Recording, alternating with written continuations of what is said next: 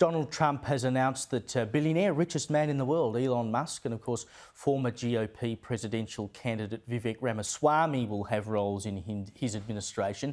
They're going to lead the Department of Government Efficiency, which the President-elect said will dismantle government bureaucracy, slash excess regulations, cut wasteful expenditures and restructure federal agencies. In other words, the Manhattan Project of our time. Let's bring in now former Defence Intelligence Analyst Paul Monk. Paul, I suspect there are a few bureaucrats in the US tonight who might be quietly changing their underwear at the thought of what's going to happen here. How much would this change the way government operates in the US, do you think? Well, a great deal depends, of course, on how precisely and efficiently, dare I say, it's carried out. So let's be in no doubt that party politics and ideology are such aside. The US is running massive deficits and they're not sustainable. And the real thrust of those deficits, the real cause of them, is unfunded entitlement. So something has to be done. And Elon Musk, in his customary way, is such a visionary and an innovator who says, let's do something about this like we mean it. So I think that he's been appointed to this role is itself a very interesting development.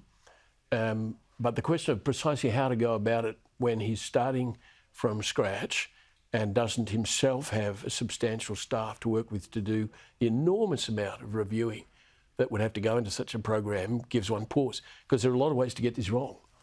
I would hope the administration is not intimidated by the scale of the task and that they set about it in a systematic way. That remains to be seen.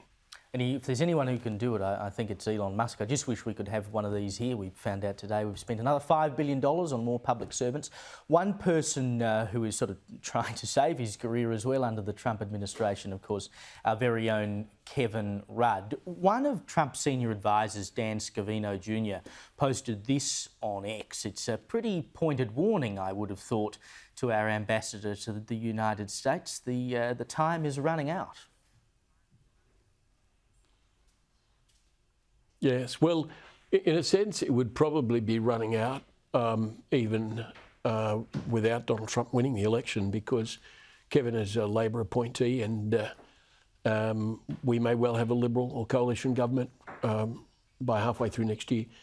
But the reality is that Kevin has a bad habit, you know, of expressing strong opinions, personal opinions, out of turn. And Kim Beazley made a very sage remark at the time when Kevin was appointed, saying that Kevin needs to learn the role of an ambassador is not to express opinions, it is to cultivate relationships. But I think Kevin can't help himself, and the birds or the chickens are coming home to roost. It'll be interesting, therefore, to see what actually falls out of this in the next couple of months. Yeah, we've got 50 seconds left, but I've been surprised by the reaction of some very learned people who've actually said, oh, well, there's really nothing much to worry about here, including his defenders has been Tony Abbott, which I was surprised by. It is interesting. I'm not sure what motivated that.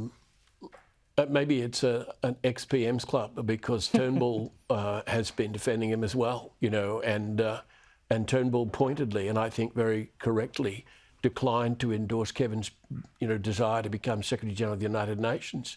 Heaven knows the UN's dysfunctional enough as it is, without having Kevin at the steering wheel. So I think it's probably fair to say that whatever one's criticisms of him, Kevin is a highly intelligent person, and he's doubtless done some good things while there. One of the things, as you know, he's just done is he's published a book on Xi Jinping. And I'm sorry, Paul, we've run out of time. He is knowledgeable on China, but somehow I suspect this is going to be a problem. Thank you for joining me.